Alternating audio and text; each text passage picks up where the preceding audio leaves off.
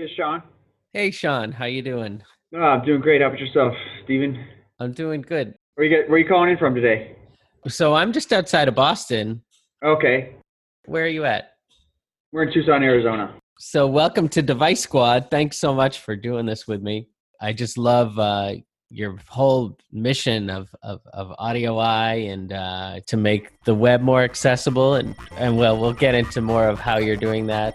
So folks, thanks for hopping on and tuning into another episode of Device Squad, the podcast for the mobile enterprise from Propelics. Device Squad, fighting crimes against enterprise mobility worldwide. Bad UI, frustrating user experiences, poorly conceived mobile strategies, we defeat them all. This podcast series will cover all aspects of enterprise mobility, including strategy, development, design, testing, and more. My name is Steve Brickman. I'm a mobile strategist and UX architect with Propelics. First, a brief history of the company. Founded in 2011, Propelics is a mobile strategy consultancy helping enterprises worldwide devise true mobile strategies and develop world-class mobile applications across all industry verticals. Propelics clients include large companies like Amway, Bright Horizons, Bank of Montreal, Dubai Airports, Family Dollar, DLL, Cintas, Merck, and many more. Propelics' menu of services includes 8 different mobile kickstarts, covering everything from mobile strategy and road mapping to MCOE to UI UX design to mobile testing strategy, along with soup to nuts app design development and support. Additionally, Propelics offers 3 homegrown enterprise mobile products. My guest today is Sean Bradley, and Sean is the founder and CTO of AudioEye, which is an accessibility company. So we're going to be talking today about how AudioEye is able to transform the experience of digital content for users with special needs and certain disabilities, to open it up for the broadest audience possible. Sean, if you could just talk about your own personal digital journey and how you came to found AudioEye and what it was that made you so interested in this subject. Yeah, so at the time in the early 2000 time frame, right? My brother and I were starting up some digital and companies, specifically centered around streaming media, and really when that was in its infancy, we were looking to provide businesses with a resource for publishing video content online, and then we kind of started dabbling in mobile marketing and other different types of startups. And uh, around that same time frame, 2003 or so, my brother was diagnosed with a degenerative disease in his right eye. And coming back from that appointment, uh, you know, he started thinking about what it might mean to lose his sight, and what impact that would have in his ability to engage with the types of technologies that we were building at the time. And after doing some digging, we came to learn that in a lot of ways what we were building was inaccessible, and it started us looking at the different ways in which a blind individual engages with the digital world. And we came to understand a little bit about screen reading technology. Specifically, there weren't too many at that time that were pervasive in the marketplace, and JAWS is one that stood out. Is really a Windows-based solution, put together by the folks at Freedom Scientific, that enabled access for blind individuals.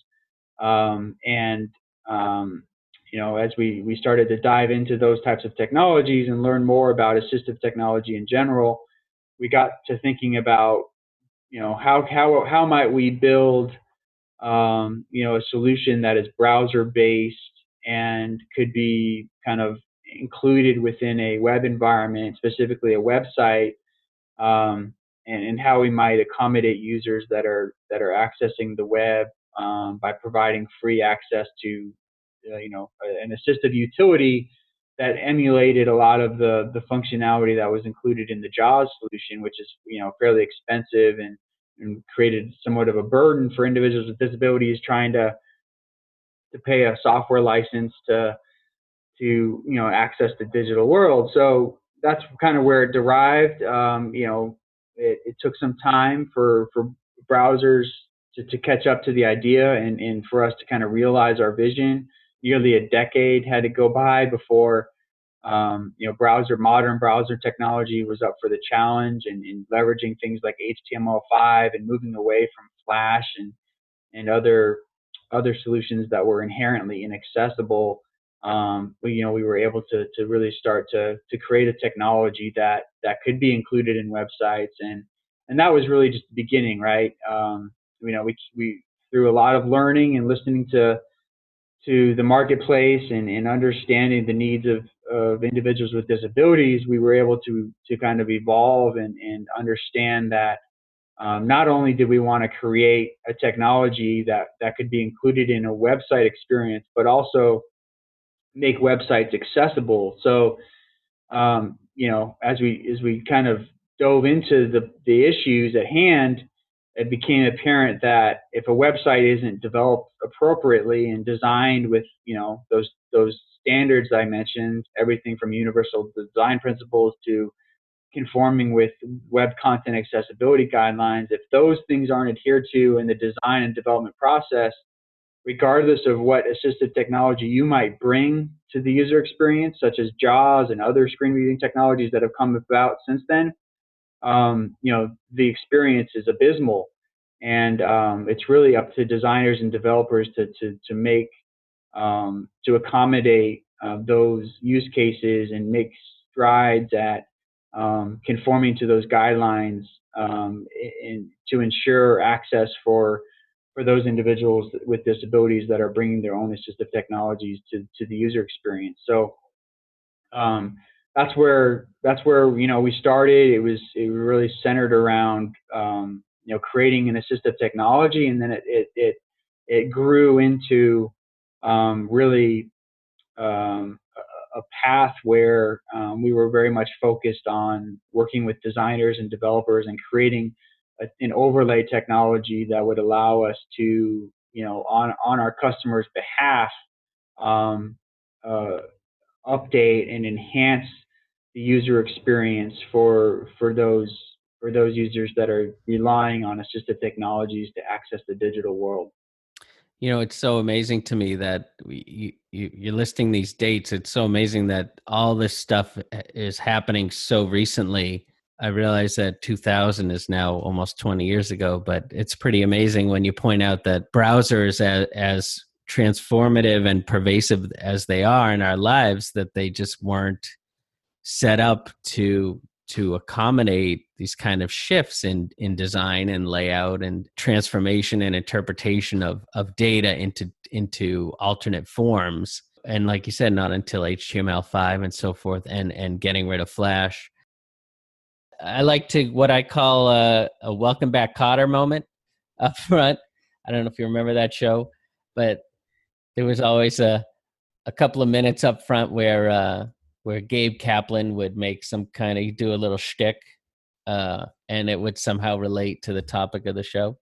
So I just wanted to tell you that here at the house we have this flock of chickens that we primarily got from my daughter as a therapy animal because my wife and I are allergic to fur, and that's not a joke. But the chickens have kind of taken on a second life. They certainly have worked as a therapy animal, and I also use them as almost a mascot for Propelics, because who doesn't love some adorable chickens running around? But the thing about these chickens is that they really hate the heat. It's like 93 degrees out today, and the chickens are really uncomfortable right now. They're like walking around with their wings stuck out, and they've got their beaks open, they're panting, and they can't deal with the heat, which is funny because everybody wonders how the chickens survive through the winter. That's all they want to know about is how are they able to, just live in this coop that has no insulation when it's really, below freezing for the whole night, potentially. But the truth is they love it when it's cold. They have no problems regulating their own body temperatures when it's cold. They can like expand their feathers and stuff. And it's really the heat that they can't deal with. So the idea is that we really don't understand somebody else's problems unless we really experience it for ourselves, or we really see the world through their eyes, which in a very literal sense relates to what you guys are doing. So that's just my anecdote for today. Yes, I love it. No, it couldn't be more than accurate, right? I mean, yeah, absolutely. It's really about empathy at the end of the day, and trying to put yourselves in other people's shoes. And by doing that, you can begin to understand and take steps to accommodate those individual needs that you may not have contemplated before. And I certainly appreciate your analogy there.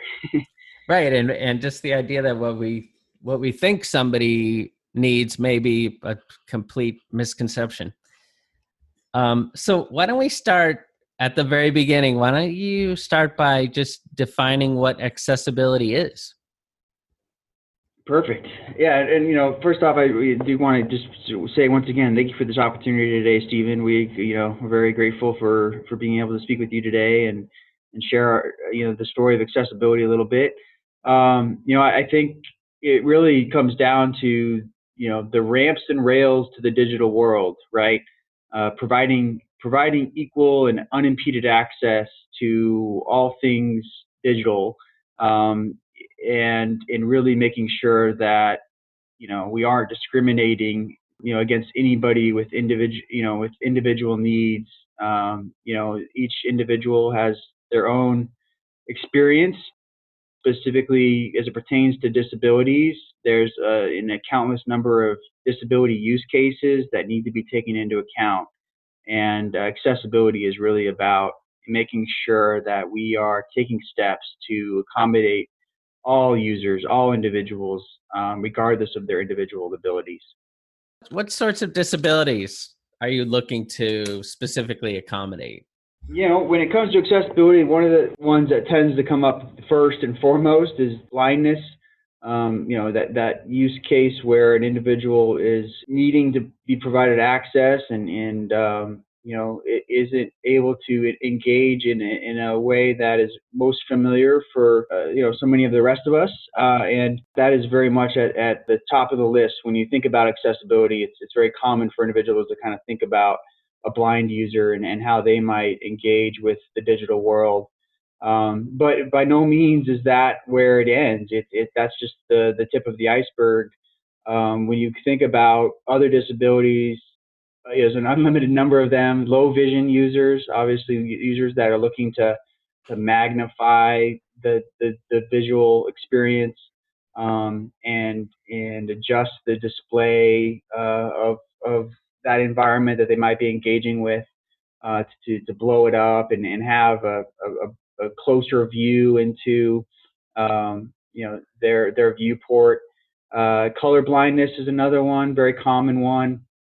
There's lots of considerations in accessibility and making sure that digital environments kind of conform to the necessary standards that would accommodate individuals with color blindness, which we can kind of go into a little bit.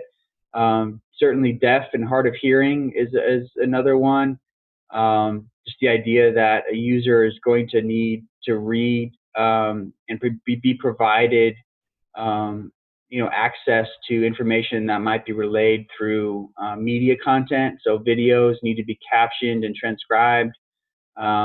Cognitive disabilities, and coinciding with that, learning disabilities, individuals that are looking to have some level of handholding or assistance from the perspective of making content more digestible, more readily understood. by simplifying content and providing access to content in different ways. Providing multiple paths to understanding and accessing content is critical. Making sure that the web copy and the way things are being described and within an environment isn't too complex.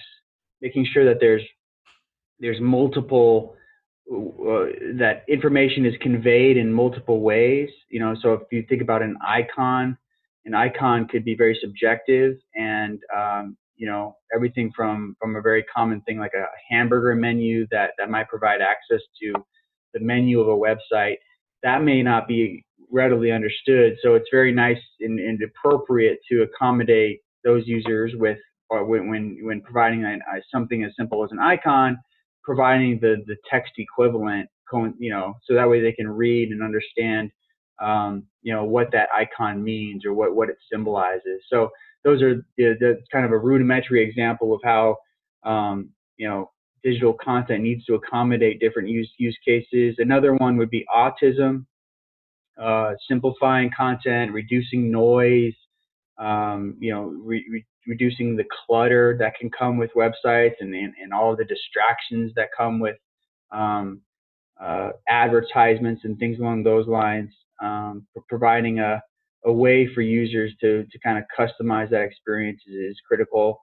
And certainly motor and ambulatory disabilities, thinking through the use case of users that might not be accessing by using their mouse, and providing keyboard access, or certainly making sure that the web environment can accommodate users that might be using SIP and PUF technologies and other types of assistive technologies.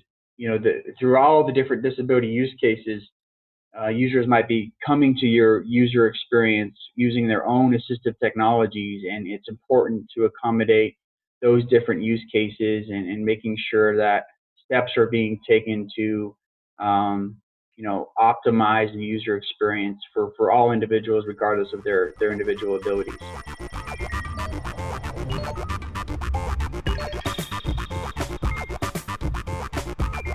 Can we just back up a little bit? Sure. And get a little more history. If you could give us a little more context around what the Americans with Disabilities Act is and how that helped create this movement. Absolutely. So enacted in 1990 and signed by Bush Sr. It's a civil rights law. The Americans with Disability Act is a civil rights law that prohibits discrimination against individuals with disabilities. One of the authors of the Americans with Disabilities Act, I'm proud to say, is Tony Coelho, and he is he's on our board of directors. Wow. He's very active in, he has been very active for years now in helping us build our company.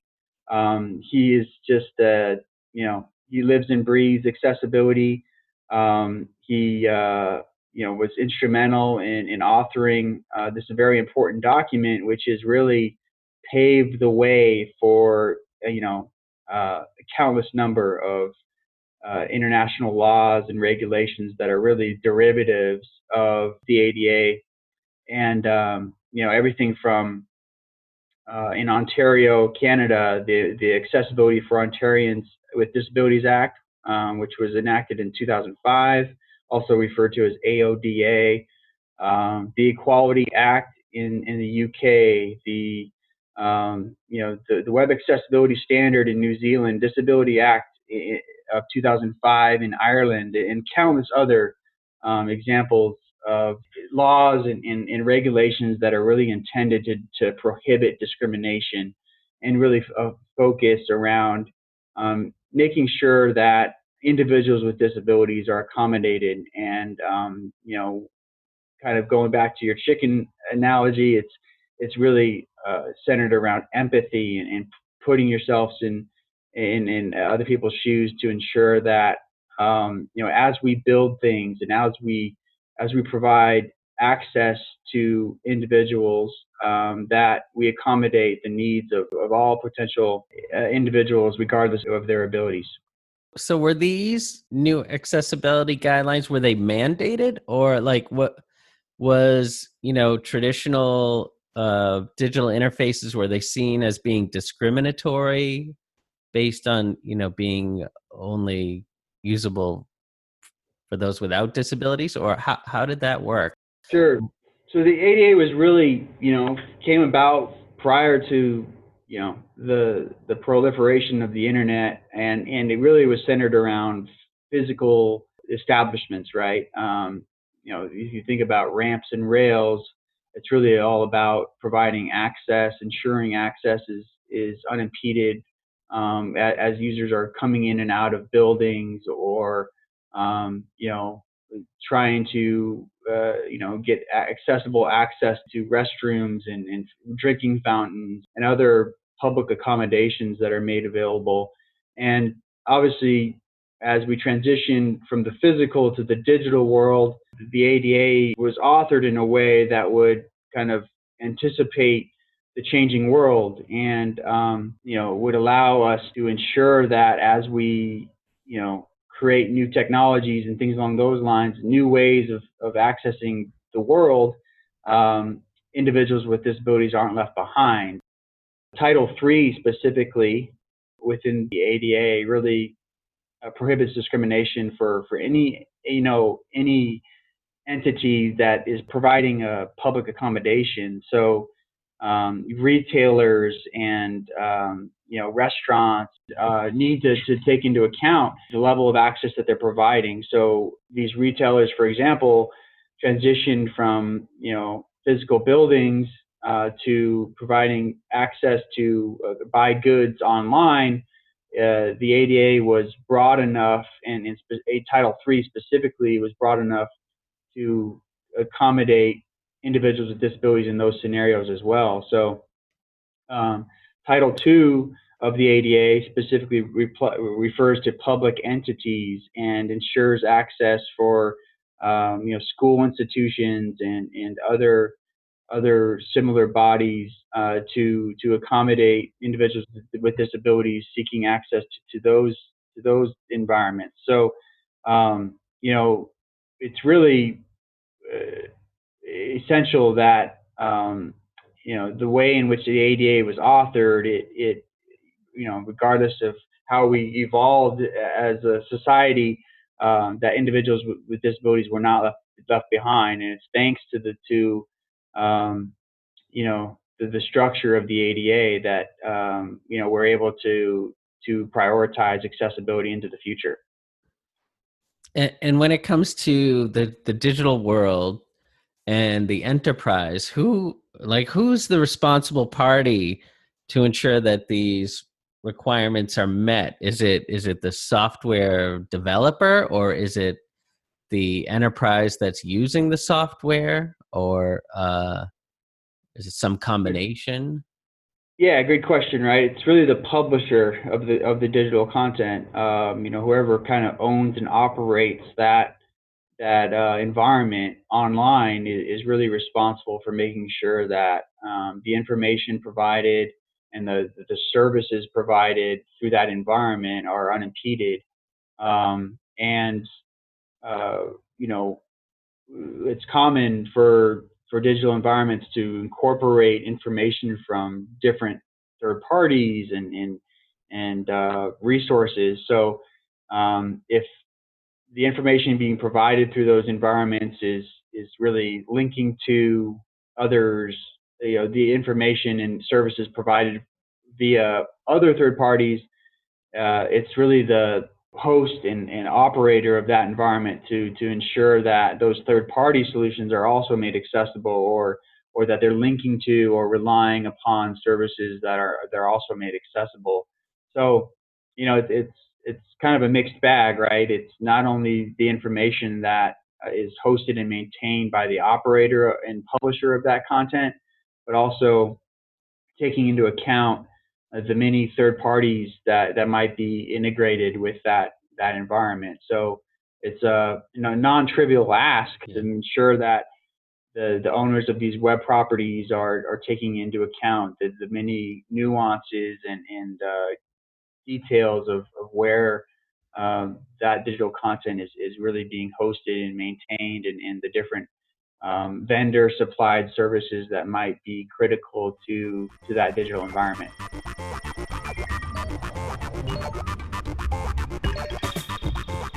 Is there an established set of rules around the UI UX around accessibility? Like, is there a standard? For instance, font sizes need to be scalable up to 48 point size, say, or colors need to be manipulatable to a certain contrast, things like that. Does a set of guidelines exist somewhere?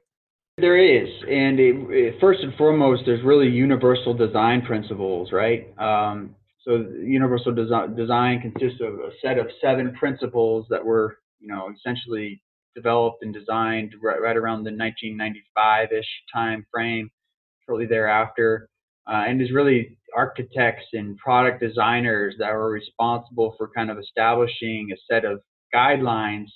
And it's because of universal design that we have things like auto opening doors, or drinking fountains that aren't too high to accommodate an individual sitting in a wheelchair, and things along those lines, right? Ramps and rails, curb cuts, those types of universal design principles have been deeply integrated in the physical world, and when you apply that to the digital world, you're absolutely right. It has to do with the ways in which web copy and font is provided, accommodating color contrast, right? So making sure that the text that's in the foreground isn't displayed in front of a background that has a color palette that just isn't conducive to making that web copy legible. So it's those types of things that are really derived in the universal design principles,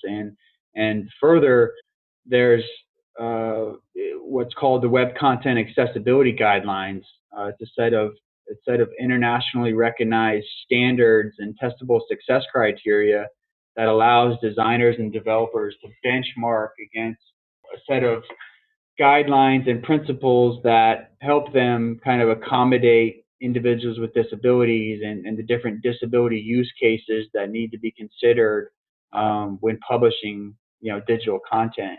And these techniques can be deployed when creating digital content to make sure that the various disability use cases are accommodated and taken into account, and you're essentially this testable success criteria is essential and has really become the gold standard for ensuring that the ADA is adhered to. One's obligations under ADA are conformed with, through adherence to those standards.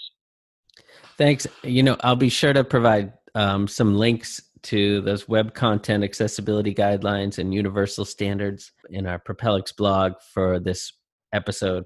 Apple has sort of been a champion of accessibility, and so these days, like, how would you say that Apple's features compare to Windows? Like, are they required to offer the same functionality in those terms, in terms of accessibility and what they enable, someone with special needs to be able to do with their data?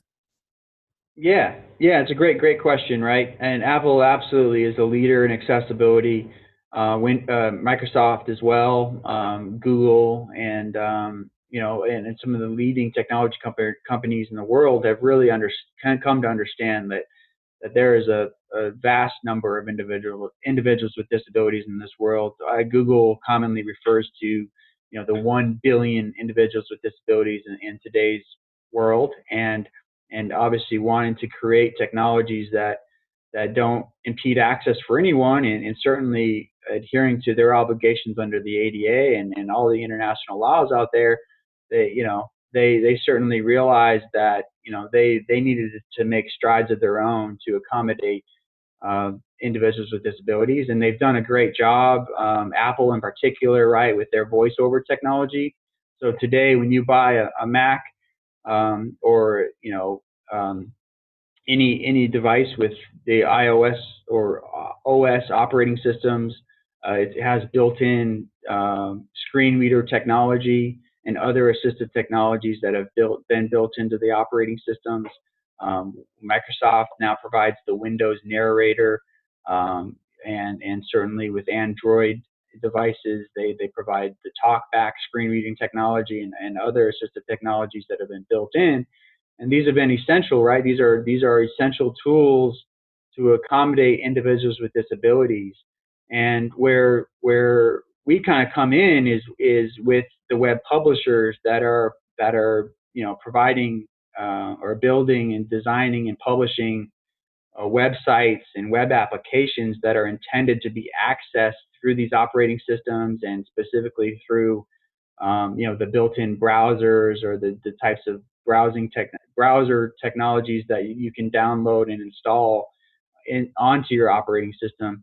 If those web publishers don't take into account those web content accessibility guidelines and the different universal design principles and whatnot, regardless of how how powerful and beneficial those built-in technologies like VoiceOver and TalkBack, et cetera, are, the user will still be left behind. So it's really up to the web developers and web designers to make sure that they're doing their part to ensure that the content and the functionality that they're making available, the different programs and services that they make available online have accommodated those different technologies that are kind of built into these operating systems, or the types of assistive technologies like JAWS and NVDA and other types of assistive technologies that are essential for ensuring access and enabling access for individuals with disabilities.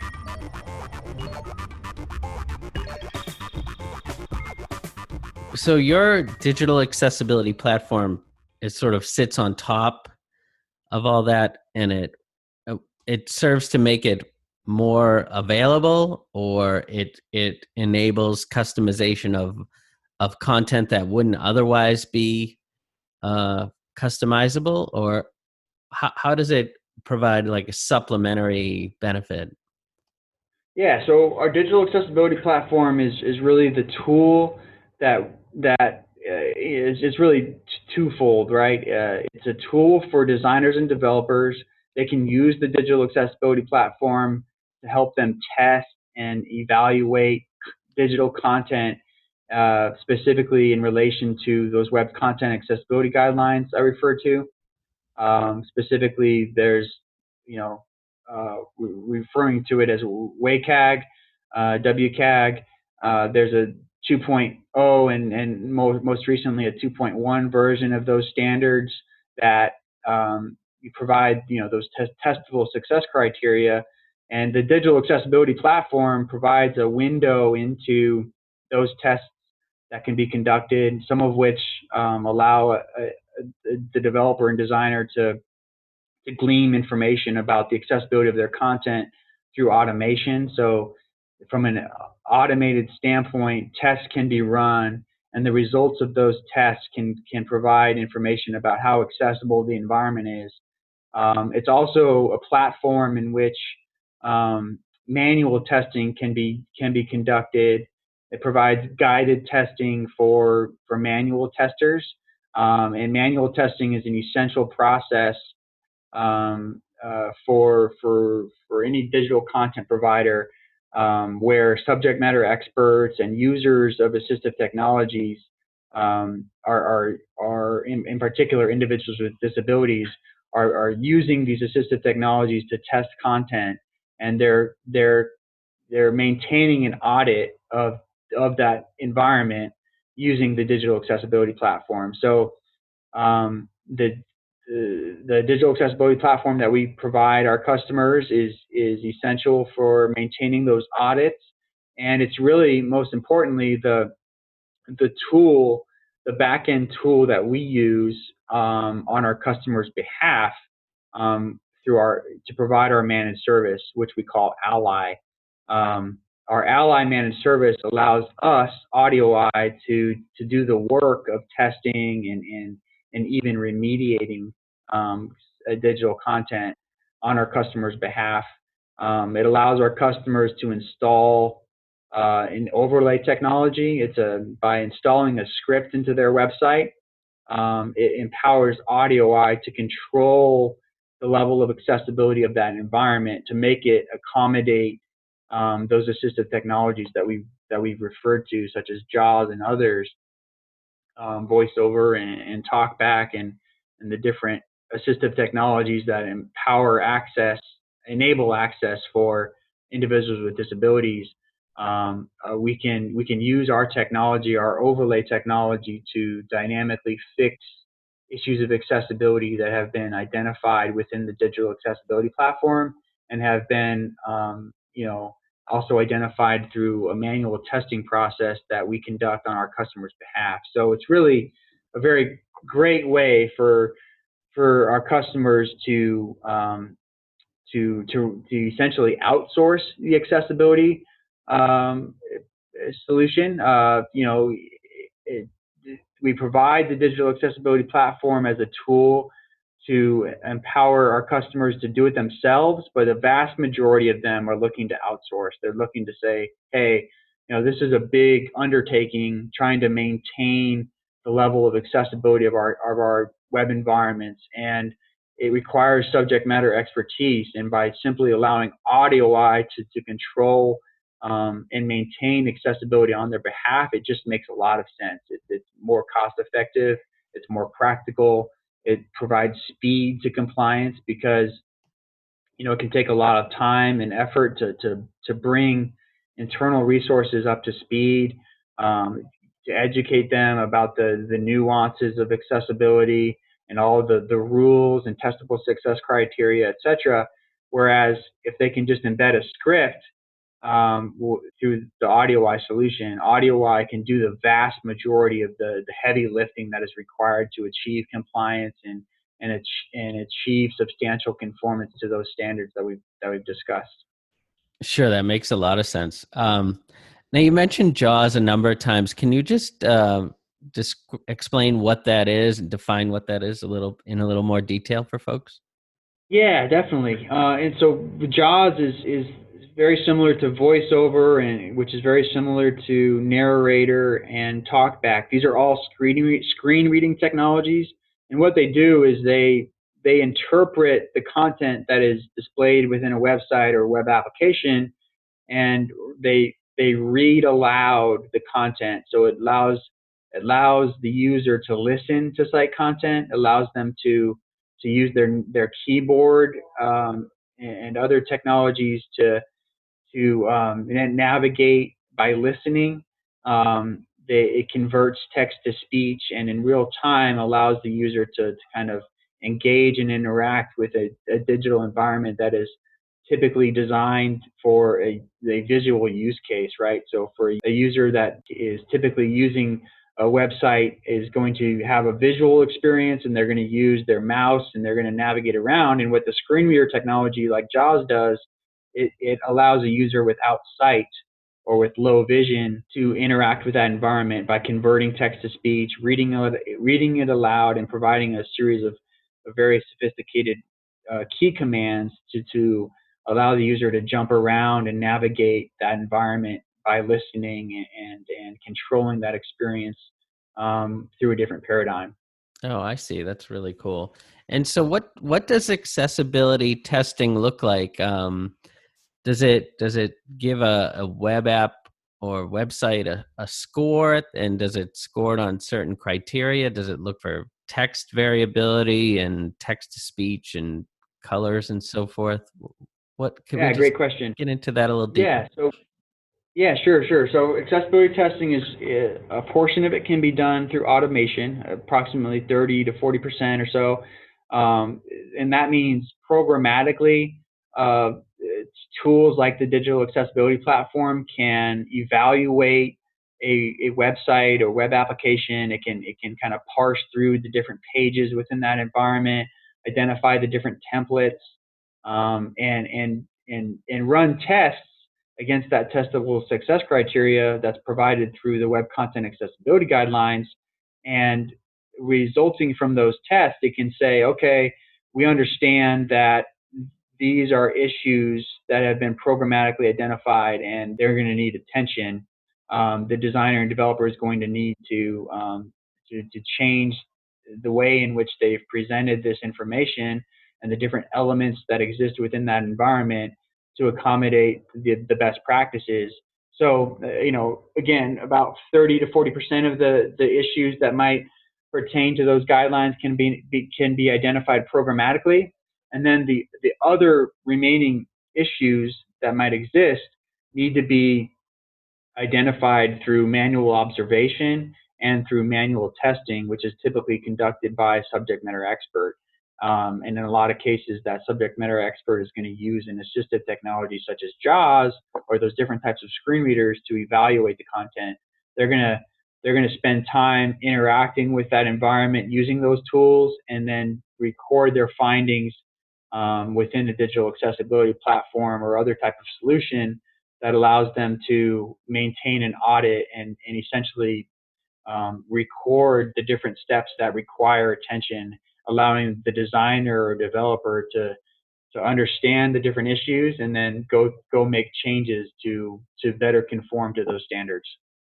Great, thanks. And when it comes to the enterprise, where do these accessibility guidelines play the biggest role? Like, where do you see them being used the most? Any website, web application, mobile environment, any digital interface, right, needs to conform to some level of these standards. The different types of issues that are common is somewhat unique from one environment to another. It really just comes down to the understanding that the designer or developer had when they were creating that content or that environment. And if they didn't have any understanding or didn't take any steps to accommodate individuals with disabilities, it's likely that they've taken shortcuts or haven't really created that content with a full sense of the important steps that are required to ensure access. So it varies from one environment to another, the types of issues that you find, but common issues pertain to, the ways in which a web form has been created. If the web form isn't labeled properly, a user that's using assistive technology to engage with that web form won't necessarily be provided the necessary information to engage with it. So, for example, if the web form provides a visual indication of what the web form is asking of the user, for example, their first name or their address or their email address. If the web form isn't developed in the appropriate way, the screen reader technology won't understand what the web form is intending and won't convey the information to the user. So the designer and developer has to take steps to accommodate that use case. Another example would be images. Very common for an image to be uploaded to a website without a description, a text-based description that would then allow the screen reader technology to convey a verbal description of what that image is conveying. And everything from website carousels to inputs and buttons and all the different types of elements that you might see within the modern web have to be considered when developing and designing for individuals with disabilities.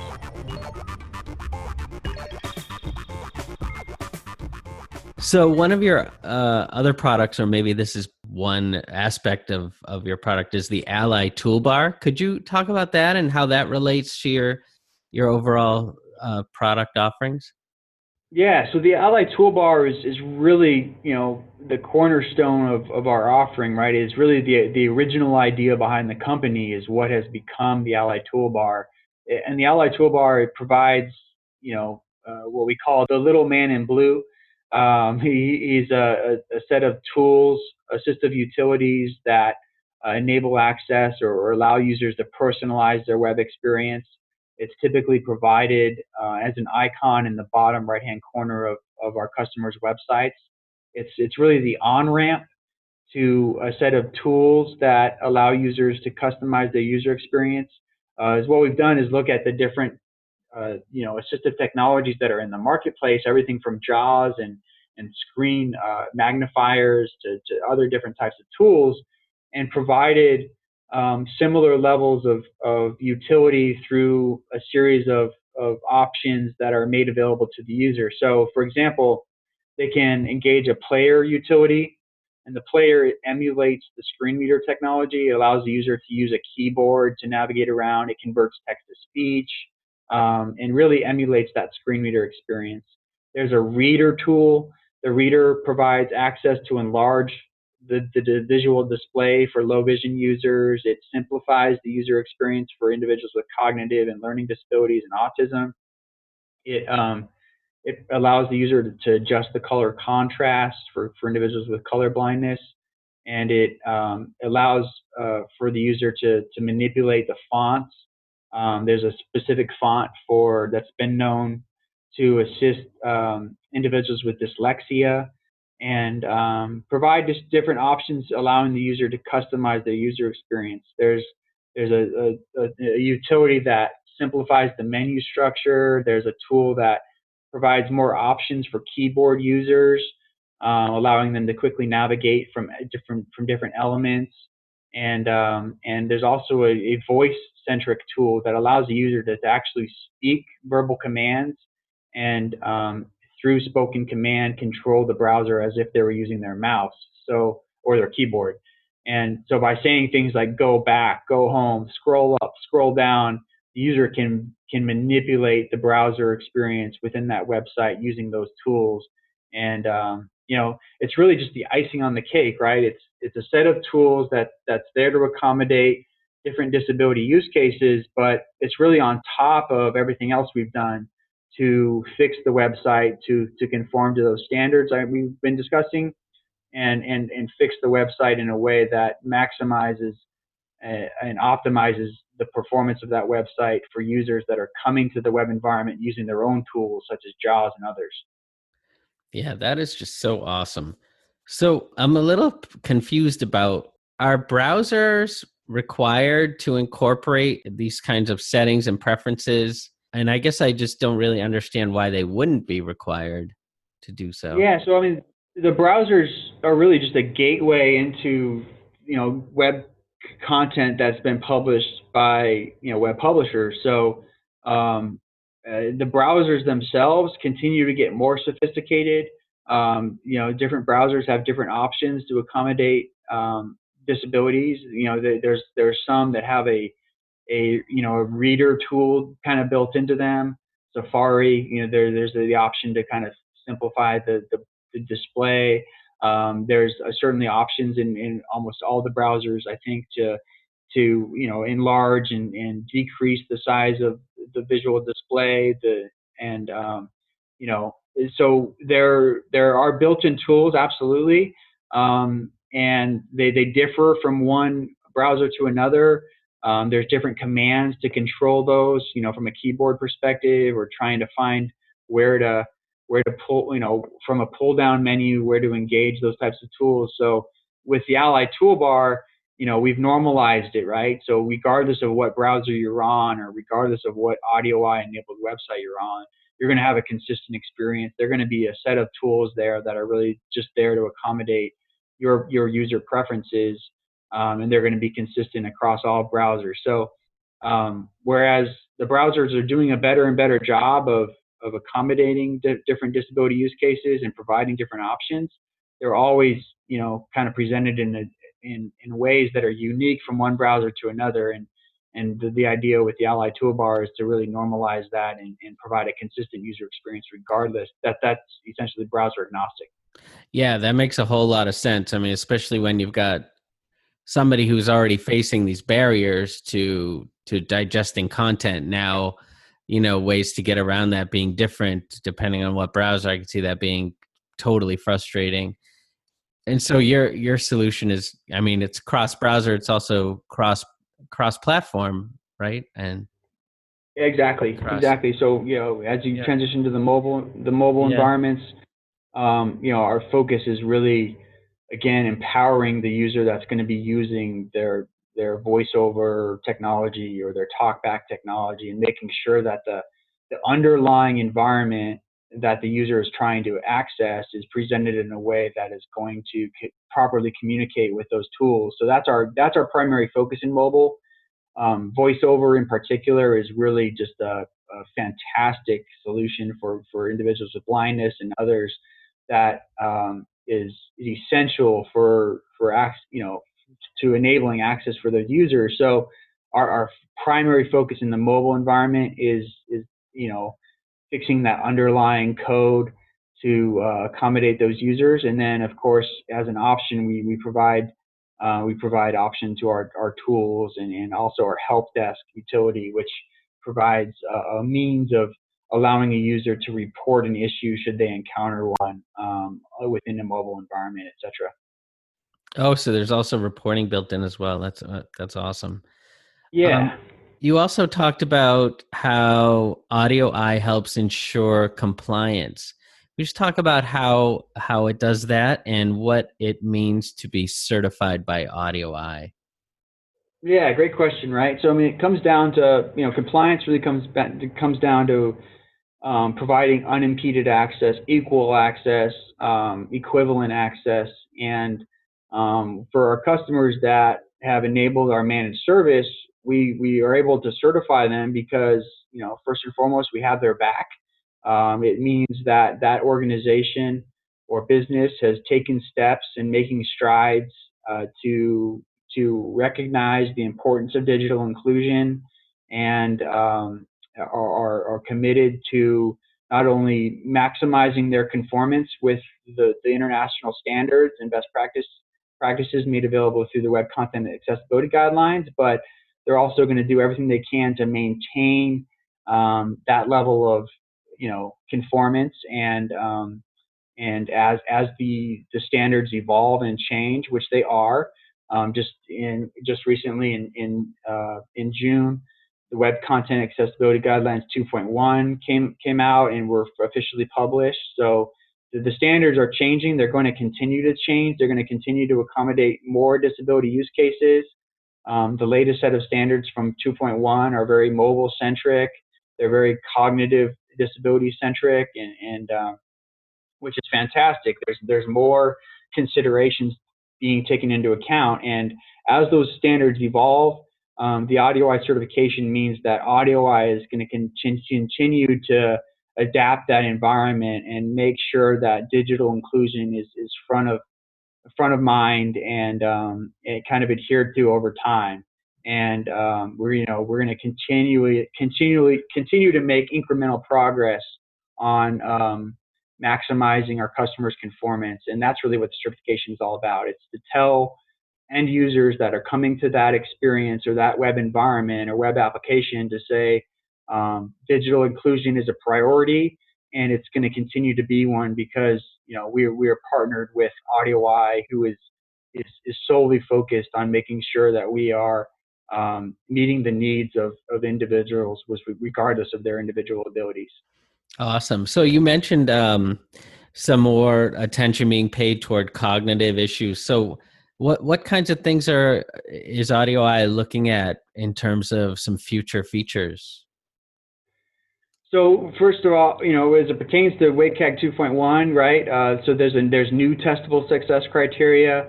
Lots of which has to do with making sure that content is made digestible and more readily understood. So there's new tests that need to be accommodated, right? Which means there's more work to be done from a testing standpoint and potentially from a remediation standpoint. So as these new tests come about, there's new things that can fail, and as new failures are identified, changes need to be made to that content or that web environment. And whether it's AudioEye making those changes or if we're working with our customers to make sure that they're considering these new standards, there's just essentially more work to be done, and more considerations um, that need to be taken into account and adhered to over time. And are you looking at any other like new technologies? Like, are you thinking about augmented reality, or are you thinking about maybe using AI or machine learning to help with the automation of testing, or any of those kinds of avenues? Absolutely. Machine learning is a big part of our focus right now. We're continuing to use machine learning and artificial intelligence to help us glean more information about the types of issues that can be programmatically identified and also programmatically fixed, right? So if we can know that something is wrong with 100% certainty, there's likely a good chance that we can also programmatically fix those things. So by using machine learning and artificial intelligence, we can make this process more seamless and less burdensome. So that's certainly a focus. Another focus of ours is centered around our voice utility and our kiosk solution. So we feel that with voice, and the enabling access for users using voice commands, that kind of transcends the traditional accessibility paradigm, and has a lot of utility in the same sense that speaking to Alexa and other voice driven technologies can enable access in a lot of meaningful ways. So as we look to proliferate more of our customer websites with our voice technology, we want to make sure that that's a great user experience. And as it pertains to kiosks, we're really the providers of kiosks and certainly the software and the digital solutions that are provided through kiosk technologies need to accommodate individuals with disabilities just in the same sense that websites and web applications need to. So there's a big opportunity for kiosk providers to, and certainly there's a big challenge for kiosk providers to make sure that they're accommodating individuals with disabilities. And we look to bring our Ally managed service and our Ally solutions to those environments as well. So we've got some big undertakings as we look to expand the breadth and reach of our offering, and certainly a great deal of challenges to overcome as we assist our customers in making sure that whatever digital environment they're creating and publishing and making available in the world is made accessible and presents all users with the equal opportunity to engage and interact in meaningful ways.